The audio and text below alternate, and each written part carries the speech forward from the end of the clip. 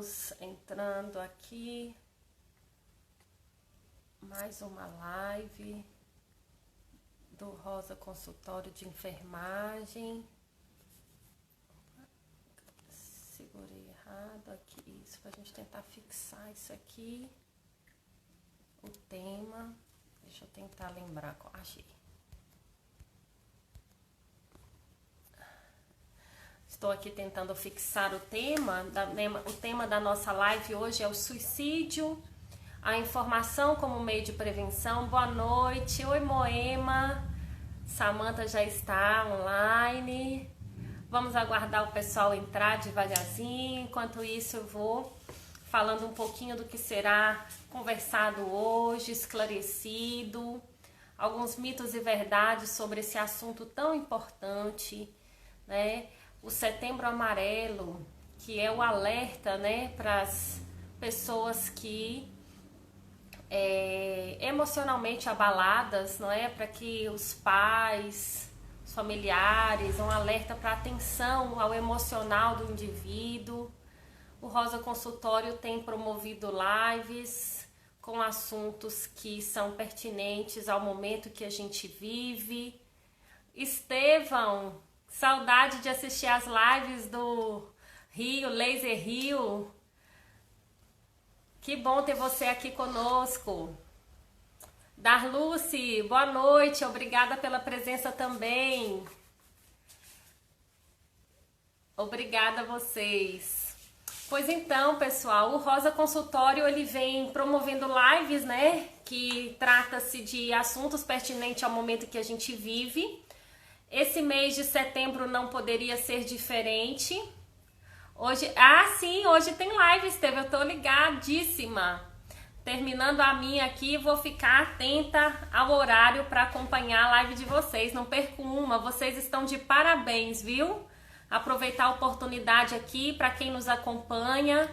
Estevão, ele promove lives com assuntos sobre o tratamento do laser, né? A laser terapia. Quem tiver interesse, sigam lá na página, Laser Rio.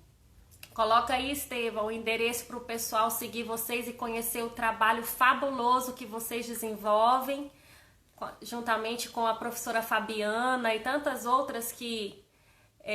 Obrigada, querido. Deus abençoe. Acho você o máximo, você é super alto astral. Não te conheço pessoalmente, mas já gosto de acompanhar e a energia é muito positiva, viu? Tá de parabéns. Pois então, pessoal, a nossa live aqui do consultório, a gente vem trabalhando temas, né, pertinentes a alguns assuntos. Para quem tá a primeira vez na nossa live, essa é a Inaê Rosa, minha filha. Ela faz a tradução em Libras para que as pessoas que têm, né, essa dificuldade, comunidade surda de Canavieiras, para que eles possam acompanhar, né, e estar interagindo com esses assuntos que são bem bacanas. Pois bem, esse mês de setembro, né, que é o mês que se promove ações, né, pertinentes ao assunto do suicídio. Hoje nós temos uma convidada muito especial, uma psicóloga. Eu sou suspeita para dizer, né, sobre ela, uma pessoa muito querida, né? Ela vai estar esclarecendo alguns assuntos referente a esse momento, né, a esse mês, o que pode ser feito como prevenção para esse tipo de problema, né, distúrbios, né, que o indivíduo às vezes vem acontecer. Pois então, ela já está presente, eu vou fazer o convite para que ela possa dividir essa tela comigo. É um momento muito bacana, muito especial para a gente poder... Vamos aguardar a internet para que a gente possa dividir esse momento. Deixa eu levantar a câmera aqui que nós ficamos cortadinhas. Oi, Samanta! Oi, boa Tudo noite. bom? Consegue nos ouvir? Consigo. Vocês conseguem me ver? Sim, tô vendo, te ouvindo. Agora não mais. Caiu. Deixa eu convidá-la novamente aqui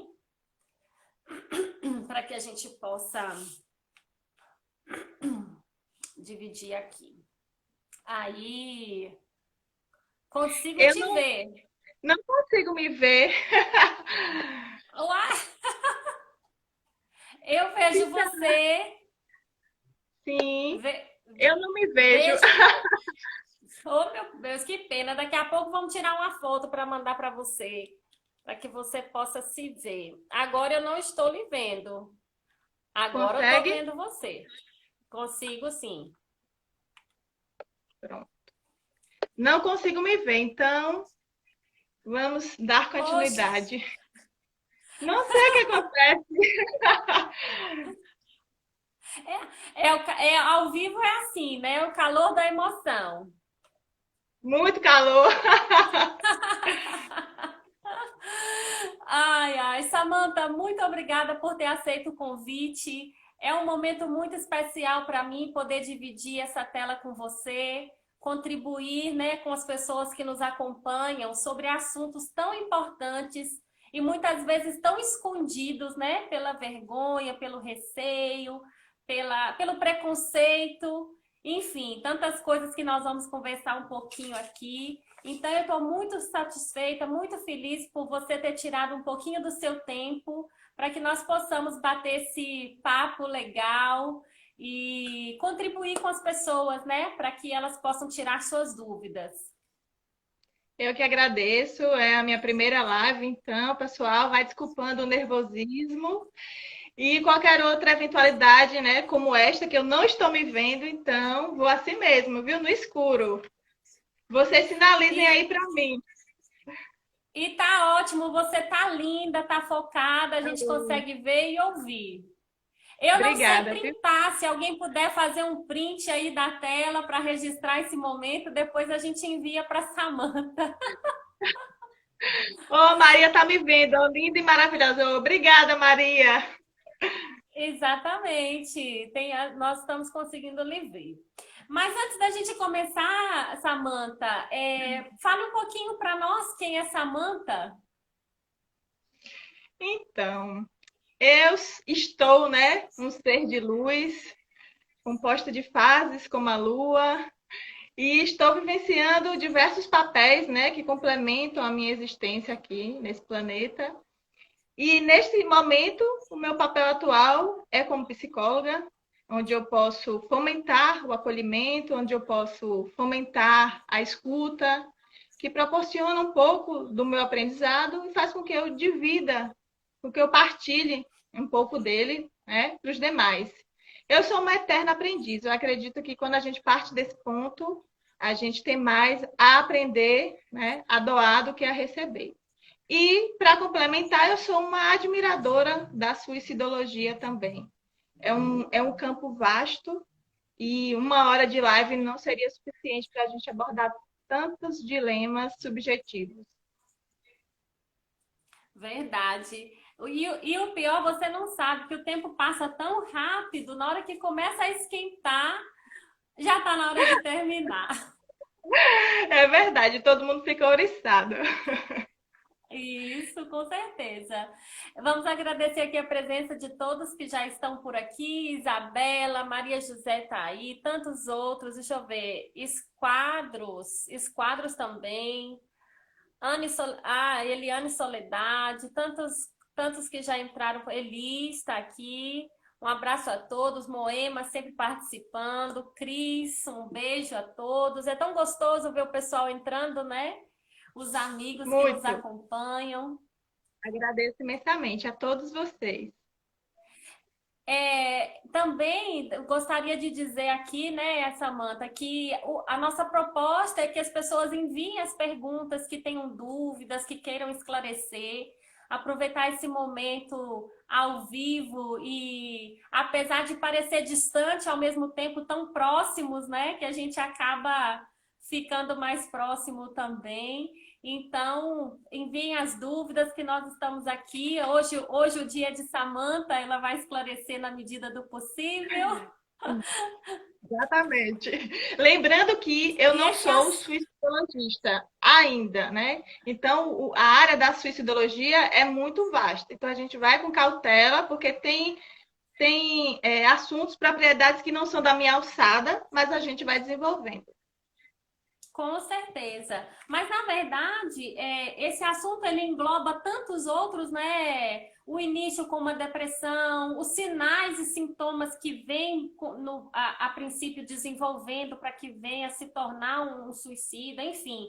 Tem tantas outras coisas por trás desse longo percurso, né, Samantha, que precisa ser trabalhado, que precisa ter essa atenção, né? Então, nós vamos começar hoje falando um pouquinho sobre esse mês, o mês de setembro, né? Que é o Setembro Amarelo. Qual é a proposta desse mês? Você, como psicóloga, fale para nós. Então, eu gostaria, inclusive, de iniciar com uma poesia. Você me permite? Claro, fique à vontade. Separei carinhosamente e vou lê-la aqui para vocês, tá? O nome da poesia é Sinal Verde. Não se sinta só, eu estou aqui. Sempre que precisar, me procure, irei te ouvir. Com calma, amor e atenção, para aliviar a dor que está aí, alimentando o coração. Eu sei que dói, vez que outra também sinto. Já pensei em desistir, mas ao partilhar a dor, ficou mais fácil seguir. E descobri, enquanto o coração pulsa, encontraremos juntos jeitos de calar a dor que está sufocando por dentro. Não tem como adivinhar o que está no seu pensamento. Não se cala, fala, busca amparo, ajuda e audição. Existem muitos corações prontos para estender a mão. Dou sinal verde para chegar e conversar. E quem sabe ajudar a vida a voltar a brilhar. Conversando, a gente se entende, faz acordos, busca soluções, para que o seu caminhar seja mais tranquilo e o seu sorriso mais bonito. E nunca se esqueça disso lembrar. Você é importante e muito amado. Pode nisso confiar. Débora de Marco. Nossa, que coisa linda! Não é? Lindo e Achei forte, né? Tudo que a gente precisa ouvir. muito emocionante. Toda vez que eu leio, eu me emociono, porque é de uma singeleza, né? De uma peculiaridade assim, que a gente não está acostumado com a simplicidade do dia a dia, né? A gente não para, na maioria de nós, para perceber quão grandioso, né, o nosso dia e os nossos passos. Exato. Então, respondendo à pergunta que você fez, o Setembro Amarelo, ele é uma campanha criada desde 2015, em parceria com o CVV, que é o Centro de Valorização à Vida, também junto com o Conselho Federal de Medicina e com a Associação Brasileira de Psiquiatria. Então, a proposta do setembro é conscientizar as pessoas sobre a prevenção ao suicídio. E, associado a isso, o amarelo, ele tem um pouco da história, porque o amarelo, né, no setembro. E aí, a gente pesquisou um pouquinho e leu que no ano de 1994, um jovem americano de 17 anos, ele se suicidou. E ele estava dentro do seu Mustang, que é amarelo. Então, os familiares e amigos fizeram essa associação e esse carinho com ele, distribuindo no seu funeral cartões com fitas amarelas, em apoio também, né, às pessoas que passam por dificuldades ou que estivessem enfrentando algum tipo de desespero, como o Mike, que foi o rapaz que se suicidou. Então, desde então, essa campanha vem sendo se espalhada do mundo afora. Então, é um jeito, né, que os pais ressignificaram a vida do filho e as próprias vidas. Que legal, uma homenagem importante mesmo, né? E que marcou, né?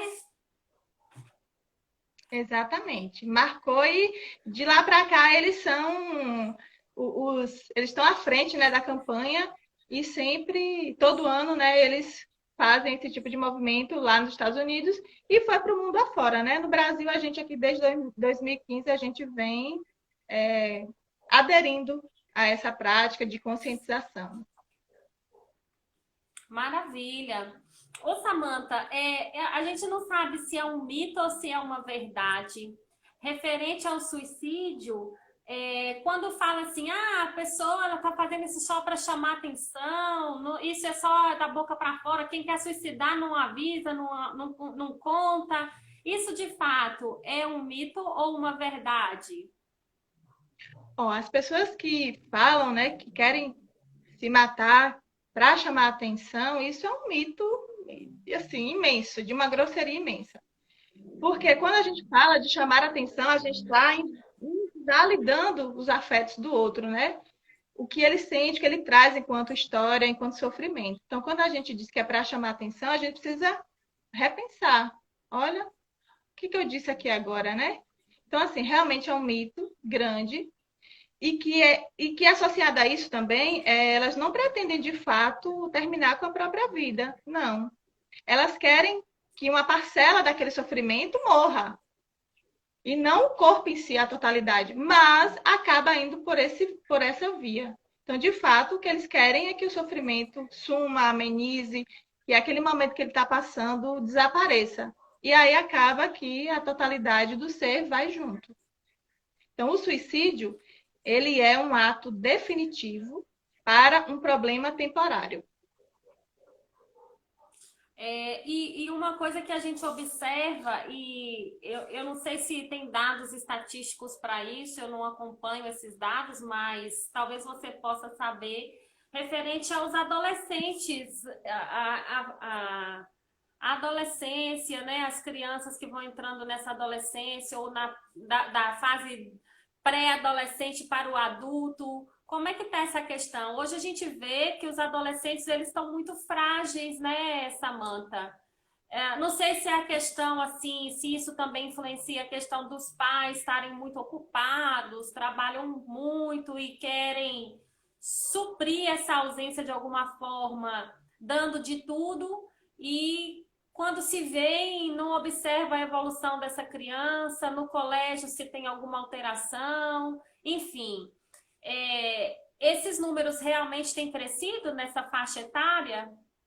Tem crescido, sim, como você falou. Na verdade, é só a gente parar e pensar um pouquinho como era 10 anos atrás da nossa própria vida, né? O que a gente, quanto a gente avançou em alguns aspectos e quanto a gente não consegue avançar ainda. Então, enquanto adultos, né? Eu me vejo 10 anos atrás, eu já era adulta. Imagine esse tipo de situação para uma adolescente que está acabando de sair da infância, sofrendo essa crise de identidade, né? Porque ele precisa começar a gerir a sua autonomia, mas eu ainda sou criança, mas eu também preciso observar meu corpo, eu estou mudando. E aí? E meu interno também muda, né? Não só a parte fisiológica, mas vem a maturidade psíquica também. Então, tem muita demanda para o adolescente tentar resolver, e na maioria das vezes eles querem resolver sozinhos, calados, para não incomodar, entre outros aspectos. Então, há sim um crescente número, com o aumento da globalização e com a maneira que a gente tem vivido, né? A forma que a gente vive e vê o mundo mudou bastante de 10 anos para cá. Então, quando a gente faz essa retrospectiva de como você citou, os jovens estão mais no quarto, estão mais calados, não querem incomodar, então eu fico aqui em silêncio. Mas o silêncio também é uma comunicação. Então a gente tem que estar assim atento a todos os sinais. E aí, a cada 3 anos, a Organização Mundial de Saúde vai fazendo essa busca estatística para que a gente consiga fazer esse comparativo e de qual faixa etária, né? Tanto que os idosos também é um outro grupo de risco, porque as duas fases são fases de crises, né? Eu saio da vida adulta para a vida do envelhecimento, que é uma construção também, mas que são ciclos de vida, por isso são fases, né, de desenvolvimento, a gente chama, e há um motivo para isso. Então, a cada fase eu tenho que dar conta dela. São mudanças bruscas. E quando a gente não vivencia cada fase de forma saudável, a gente vai acumulando coisas. Então, a gente precisa, sim, notar todos os sinais. essa questão de acumular coisas e a não aceitação de derrotas que a vida nos traz mesmo, né? Isso de fato, ou até mesmo a depressão, isso de fato pode provocar uma reação suicida? Olha só, pode, porque a gente trabalha no campo da possibilidade, né? Como a gente trata de ser humano, a gente não fala de determinismos. A gente tem que ter muito cuidado quando a gente vai falar o que causa e o que não causa, porque acaba sendo uma relação simplista e não é. A gente tem que percorrer todo o caminho de vida daquela pessoa. Ele faz parte de um meio e a gente sabe que nós não somos seres só isso ou só aquilo, somos multifatoriais, assim como o suicídio é. Então, quando você traz que a depressão ou ou uma mudança brusca de comportamento pode gerar uma atitude suicida, pode. E vale ressaltar que vai do campo das possibilidades. E a gente tem que ficar alerta também em relação a esses sinais, né? Porque, vamos adentrar. Quando você fala que uma mudança brusca acontece, ou até mesmo um transtorno, e aí a gente faz o quê? Como é que a gente pode ficar atento a isso? Lembrando, gente, que assim, a gente não pode confundir prevenção com previsão e nem tampouco com evitação. A gente trabalha com prevenção no sentido de ressaltar o interesse que a gente tem no sofrimento do indivíduo. Então, quando eu trabalho com prevenção, eu não quero dizer que aquele indivíduo não vai cometer o ato, ou não vai se suicidar, ou que eu tenho bola de cristal e vou. Oh, ele não vai. Não é assim que funciona. A prevenção é um trabalho de esclarecimento, de psicoeducação. Então, todo mundo é capaz de fazer um trabalho de prevenção, desde que esteja bem informado, desde que queira buscar, para que a gente possa formar uma rede de apoio, assim como existe na saúde, nos nossos relações interpessoais também. Maravilha. Que maravilha, que fala importante essa, viu, Samantha? É verdade. A gente vê também, Samantha, pessoal, se alguém quiser fazer alguma pergunta, deixa eu dar uma boa noite aqui. Minha mãe entrou, boa noite, doutora Cíntia, Regiane Conceição, o pessoal tá por aqui. Dei Santana, vamos ver se tem mais alguém por aqui. Elizabeth, minha prima.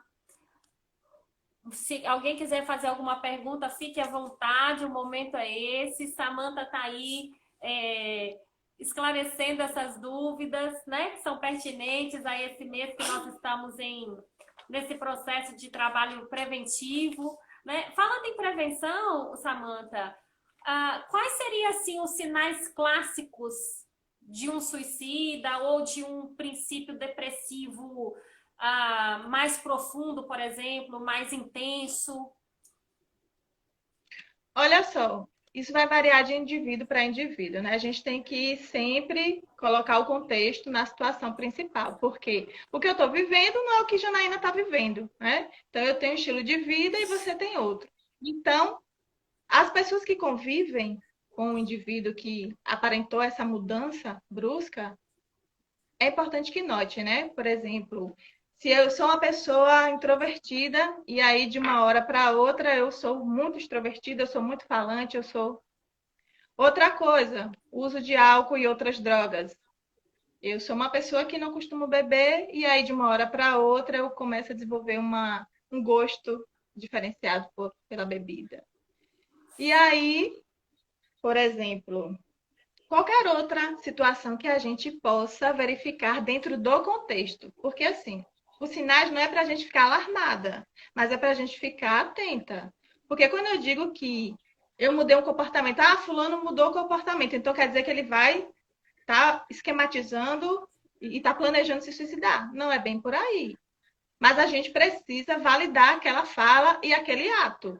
Se fulano está mudando de comportamento, eu preciso saber o que é que está acontecendo na vida de fulano. Me interessar pela vida do outro. E não fazer de conta que, então assim, outro fator também é, por exemplo, você tem bens materiais que você valoriza e não quer se desfazer, e também de uma hora para outra você começa a organizar isso, a querer vender, a querer se desfazer. Enfim, tem diversos aspectos que a gente tem que avaliar em cada vida do ser humano. Mas não É, tem uma que ou é isso ou é aquilo, sabe? é uma questão de avaliação do momento mesmo, né? A doutora Cíntia colocou aqui. Percebemos um aumento grande dos transtornos emocionais, mesmo antes da pandemia. Em que proporções as cobranças sociais influenciam? Proporções a nível do sujeito. Porque, por exemplo, se eu avalio a minha vida antes da pandemia e durante a pandemia, emocionalmente, Samantha, eu não me desestruturei, porque eu já tenho uma vida assim mais pacata, mais em casa, mais isso, mais aquilo. Mas tem pessoas que vivem muito no contexto da rua, vivem muito em outros contextos, que acaba que ele vai ter que lidar com essa mudança brusca. Então, a gente precisa ver o quanto aquele sujeito consegue ressignificar essa vivência dele. É tudo no campo do subjetivo. Então, a gente precisa estar preparado para as mudanças. Preparado, que eu digo, é o seguinte: eu estar aberto às mudanças. Então, quando a gente é muito flexível, inflexível, a gente não consegue ver além. Então, é uma das possibilidades também do aumento dos transtornos, essa inflexibilidade, essa minha incapacidade de ver outras alternativas, porque eu já vivia naquilo e eu tenho que manter aquele ritmo de vida. Então, consegui responder. Eu não estou me vendo, tá, gente? Eu acredito que sim. Deixa a doutora botar a resposta dela aí, se achou que está de acordo. Ana Maria manda um orgulho de ti, manda um coraçãozinho com a florzinha. Beijo, prima! Tá vendo aí? Samantha, uma questão também que a gente poderia abordar era a questão do bullying. Isso ocorre muito nas escolas. Quem nunca viveu isso, né? A gente sabe que isso acaba. A doutora disse que sim, viu, Samantha? Obrigada. Obrigada também, É, sim.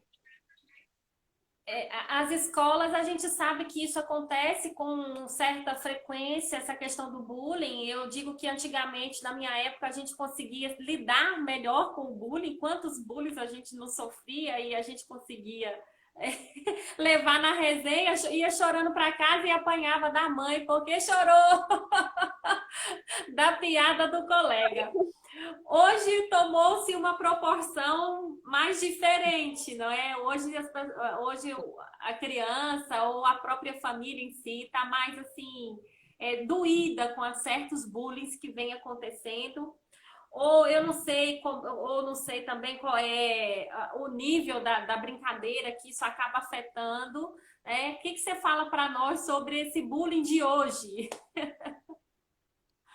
É um bullying com outra cara, né? Não tinha esse nome na nossa época. Na minha também não tinha, não.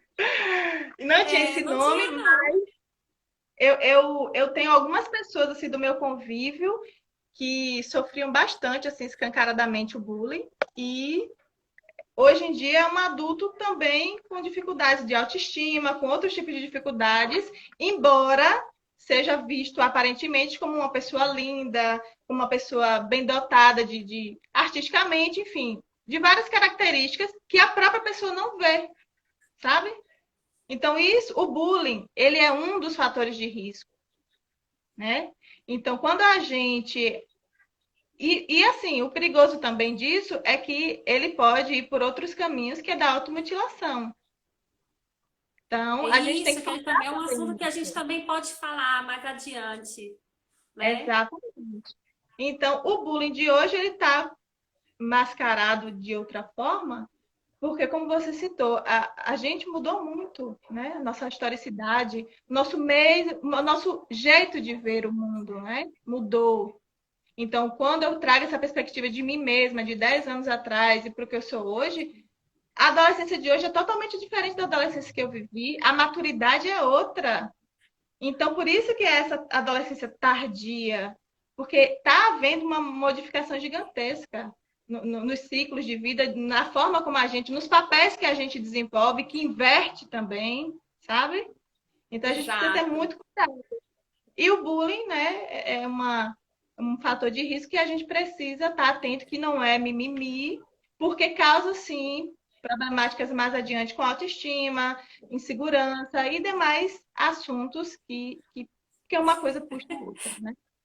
Ô, Samanta, eu tô rindo aqui de uma coisa. A minha mãe escreveu aí, só o 1º de abril que dava confusão.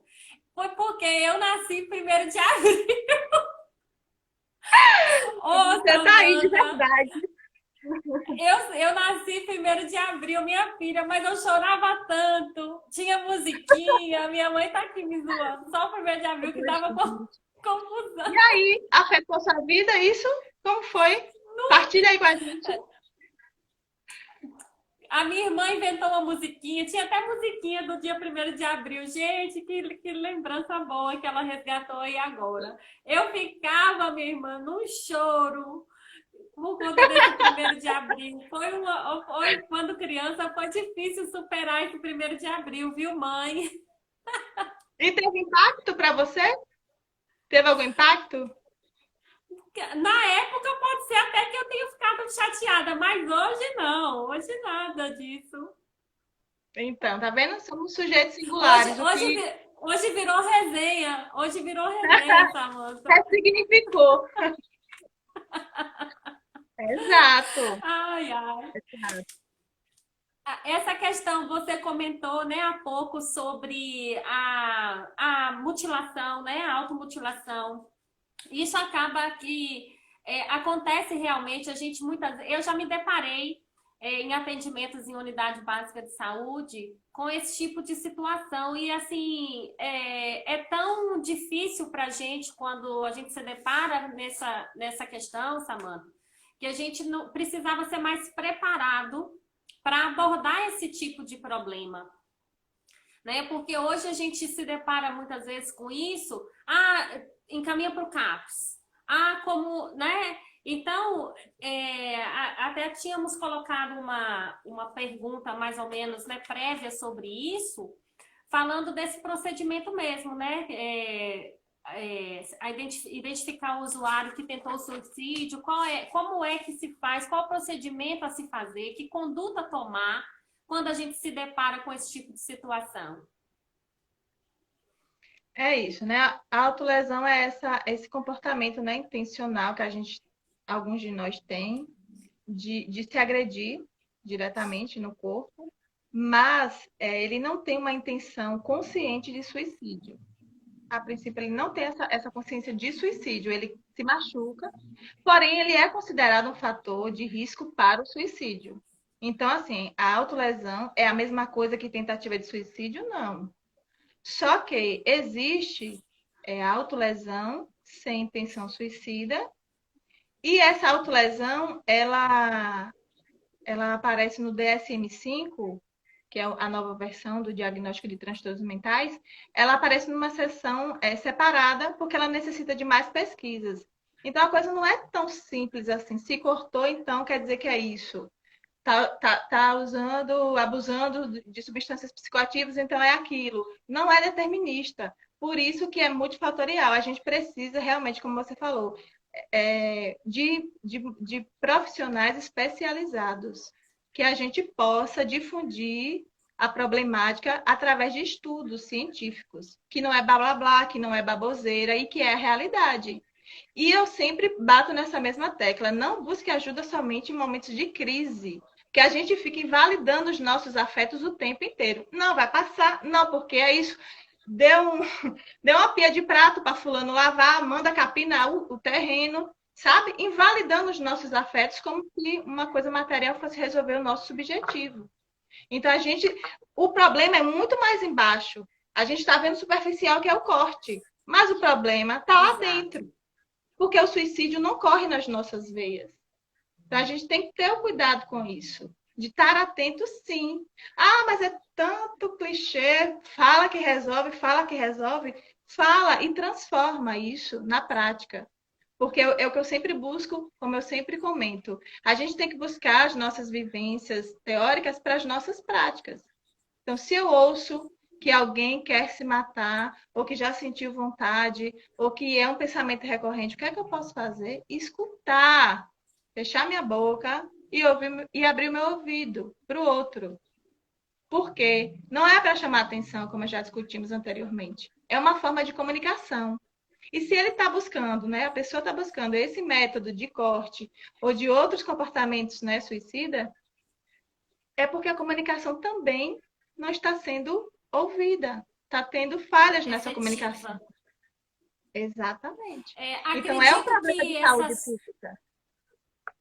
Sim, acredito que essa sua fala tenha respondido à pergunta de Lucy Ares. Como podemos ajudar no momento desse? Acredito que é essa sua fala, né, Samantha? Ouvir mais, saber ouvir, apontar menos, né, ter menos cobranças, talvez, não é? E Exato. saber escutar. Se você não souber como fazer, por exemplo, são demandas que nem todo mundo tem estrutura psicológica para lidar. Então, se você é uma pessoa que recebe essa informação e você não consegue lidar, você busca ajuda com terceiros, profissionais, né? A demanda vem para mim, mas especificamente não tem que ser eu a lidar, eu posso recorrer com outros profissionais. Então, a gente tem essa cadeia, esse encaminhamento para fazer. Exatamente. E a questão da atuação na escola? Essas notificações ou subnotificações que acabam que não aparecem, como é que você enxerga isso, Samantha? Você acha que a escola tem a ver, ou você acha que a escola muitas vezes finge que não vê? Acompanham esses casos? Qual a sua visão sobre isso? Olha só, a escola tem tudo a ver com isso, assim como a família, assim como todos os órgãos, né, que atravessam a nossa vida. A escola, principalmente, porque é um ambiente relacional. A gente não vai para a escola apenas para dar conta de conteúdos de matemática, enfim, né, didáticos. A gente vai para aprender a se relacionar, desenvolver habilidades. Então, a escola também é um ambiente favorável para isso. Então, quando a gente traz o ambiente escolar para essa temática, a gente pode transformar através de quê? Rodas de conversas, né? Pode ser também através de atividades lúdicas, porque a gente pode atingir diversos públicos, tanto o adolescente quanto os pais. A gente sabe da dificuldade que é de trazer os pais para a reunião escolar ou os responsáveis pelas crianças e adolescentes. Mas há uma parcela que comparece, então vamos valorizar essa parcela que comparece. Como? Tratando da temática também. E ao longo do ano, porque eu sempre bato nessa mesma tecla. A gente não precisa falar de setembro amarelo só em setembro, de suicídio só em setembro, ou de outras campanhas só na época da campanha. A gente pode falar todos os dias, porque esses problemas atravessam a nossa vida o tempo inteiro. É importante que se tenha uma data, sim, para os esquecidos. Mas a gente está ali na linha de frente, a gente sabe que os problemas existem todos os dias. Então, a escola é um ponto de partida. E quando eu falo ponto de partida, a gente tem que pensar principalmente nos professores, né? Na demanda alta que eles têm que lidar. Porque é uma temática difícil. Como eu falei, nem todo mundo tem estrutura psicológica para lidar com a temática. Então, a gente pode qualificar esses professores através de cursos, de orientações, de indicações. A gente tem como fazer um calendário, né, sobre isso e outras temáticas também ao longo do ano. Mas isso precisa de um planejamento, que é o que ocorre durante, né, as jornadas e em demais momentos do ano. Então, a escola, ela é um propulsor da saúde mental. Quando você me pergunta, né, a respeito do clima escolar e da saúde mental, como é que eles têm essa relação? Então, já aproveitando esse link, saúde mental, pessoal, está na nossa vida. A gente respira saúde mental e talvez nem saibamos. Por quê? Porque saúde mental é a capacidade que eu tenho, que você tem, de tomar decisões em relação à própria vida. Então, se eu não consigo tomar decisão em relação à minha própria vida, a minha saúde mental está comprometida. Saúde mental também é a minha capacidade de me organizar internamente e também ao meu redor. Se eu não consigo fazer isso minimamente, minha saúde mental está comprometida. Então, a gente precisa buscar ajuda, e isso não é vergonha. Acabar com esses tabus de que psicólogo é para isso, que psiquiatra é para aquilo. Nós somos uma rede especializada de apoio, como a enfermagem é e como demais áreas também. Então, a escola, a saúde mental tem tudo a ver com prevenção de suicídio, de outros transtornos, e não só de transtorno, né? Porque a gente já está lá, mas a gente pode começar embaixo, naquele corte, ou naquela mudança de comportamento, naquela introversão, naquela mudança, porque o professor, ele tem esse olhar, ele conhece os seus alunos. Quando um aluno chega mais tristinho, quando o aluno chega mais eufórico ou mais descuidado, enfim, o professor está nessa linha de frente, mas ele precisa desse apoio também. É verdade, com certeza. Maravilha.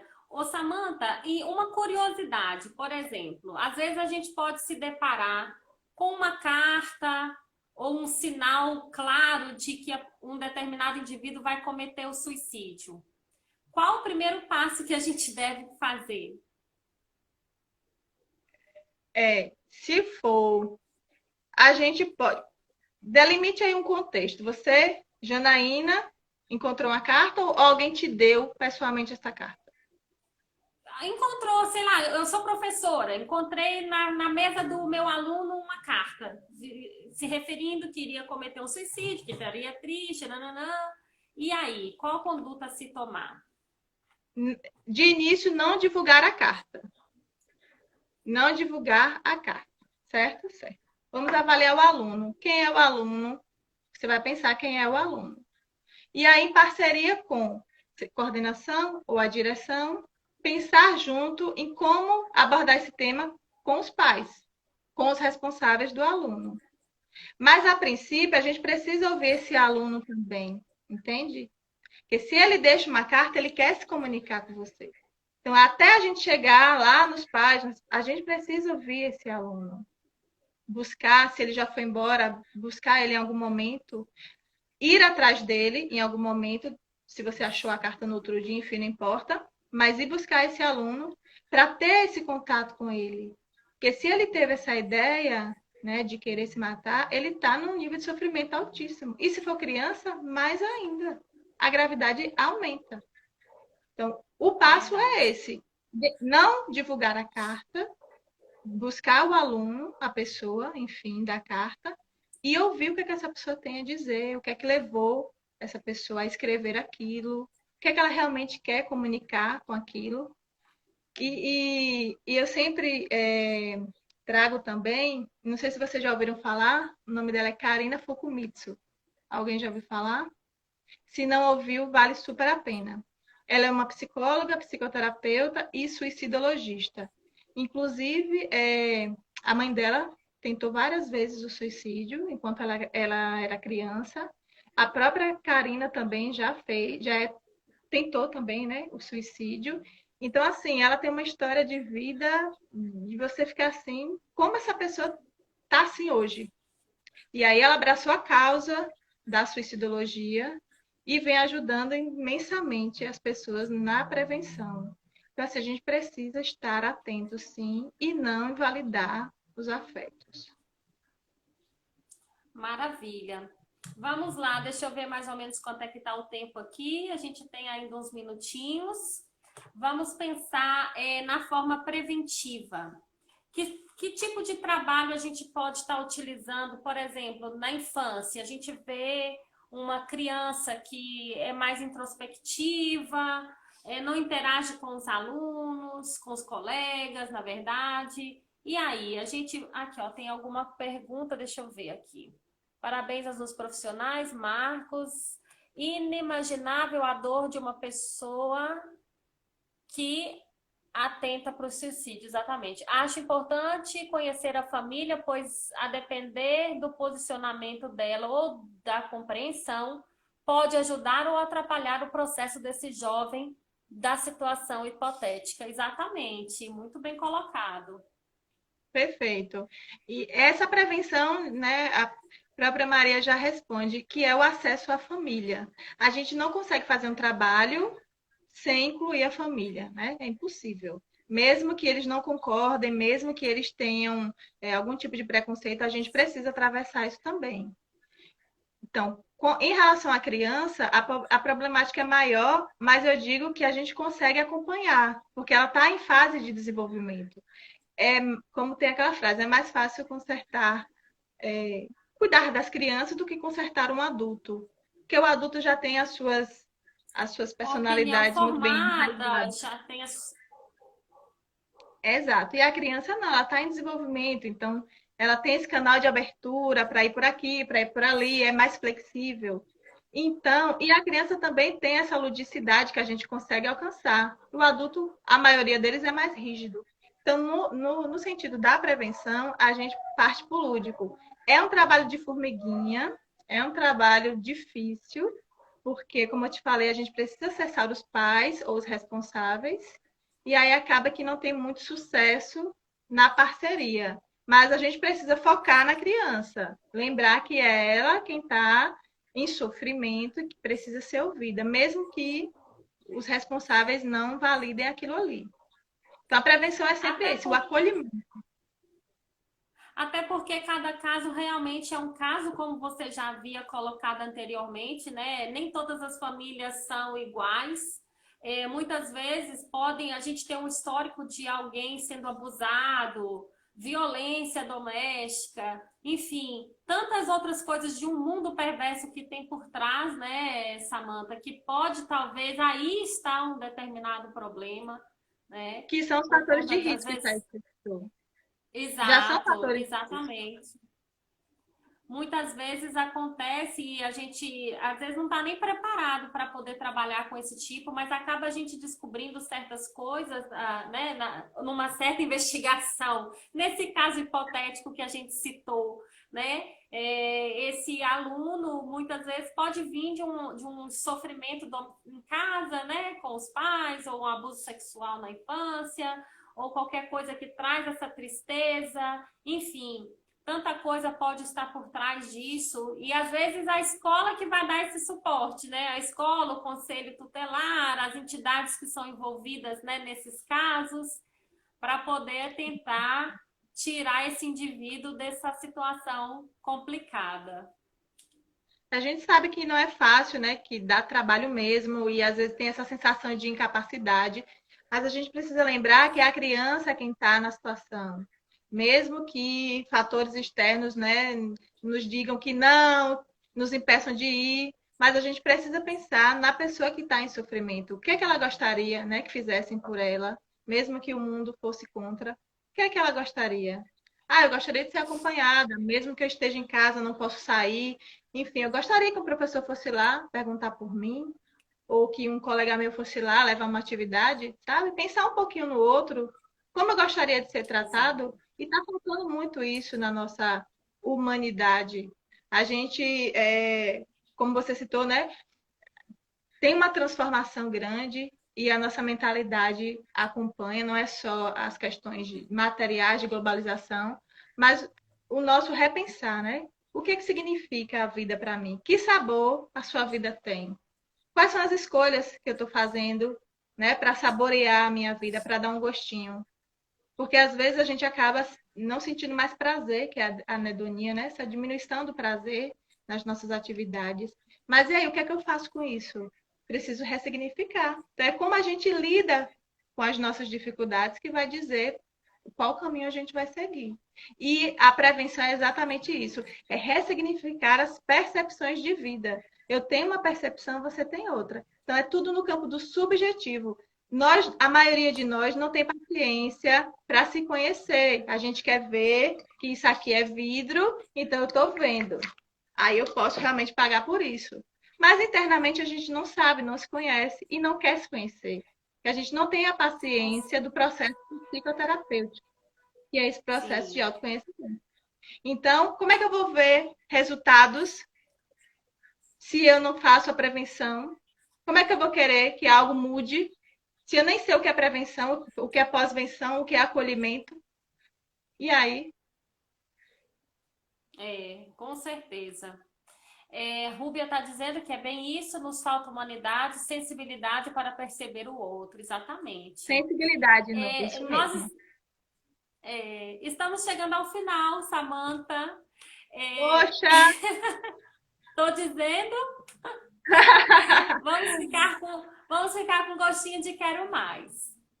Mas eu já agradeço logo. Eu não tô me vendo, viu, gente? Continua aqui no Breu. Oh, Agradeço meu Deus! imensamente. Tô falando aqui só te vendo, viu? E Naê, Tá claro. vendo? Beijo, Naê. Um beijo. Obrigada pelo convite, viu, Janaína? E desculpa se eu Obrigada a não, você. não respondi alguma coisa, alguém, quem tiver Imagina. interesse também entrar em contato, viu? Tá maravilhoso. Era isso que eu queria que você fizesse. Faça, se você puder, né? Faça suas considerações. Fala um pouquinho do seu trabalho, se tem algum contato, você quer deixar. Você está atendendo? Como é que está a sua forma de trabalho agora nesse momento de pandemia? Ainda temos 3 minutinhos aqui. Então, eu estou fazendo alguns atendimentos presenciais, faço online também, que é uma outra modalidade que vale super a pena. Algumas pessoas têm preconceito, mas vale a pena experimentar para a gente, né, poder ter uma ideia. E também tenho rede social, Instagram, Facebook, WhatsApp também. E aí, quem puder e quiser conhecer um pouquinho de si, agenda aí o contato com a gente. Maravilha. E Nas suas redes obrigada, viu? sociais está Todo mundo. nas redes sociais está como Samantha? Aqui no Instagram tá @Samantha Dias Psicóloga e no Facebook também. Aí tem o Maravilha. contato lá Samantha, no telefone. maravilha. Obrigada, Estevão. Gostou da abordagem? Parabéns para as meninas. Obrigada, viu, Ô, Samanta, gente? eu fico muito feliz. Obrigada por ter aceito. Foi maravilhosa a nossa live. Lembrando que vai ficar registrada no YouTube, que a gente também tem um canal do YouTube. Quem não pôde assistir, depois pode ir lá e acompanhar de pertinho o nosso bate-papo. Muito Ótimo. gostoso, foi maravilhoso, muito Foi mesmo. esclarecedor e estou sentindo saudade das nossas conversas. Olha, vamos agendar, hein? Vamos fazer uma Vamos online, né, agendar. Naê? Vamos. Obrigada, viu, gente? Todo mundo aí. Quinho, Maria, Dai, Comadre. Todo mundo aí. Eu não tô conseguindo ler tudo, não, que tá preto aqui para mim. Tá certo. Então eu vou Obrigada, deixando aqui viu? para poder salvar a nossa live. Fica com Deus, Samanta. Vocês Obrigada. também. Tchau. Tchau. Obrigada, pessoal. Muito obrigada por ter nos acompanhado até aqui. Mãe, um abraço. Deus abençoe. E terça-feira, se Deus quiser, estaremos de volta com nossa live. Obrigada a todos que estiveram presentes até aqui nesse momento, acompanhando o nosso bate-papo legal com a psicóloga Samantha. Então, a gente se despede por aqui. Um grande beijo a todos. Espero que tenha esclarecido algumas dúvidas. Um beijo e até a próxima. Tchau!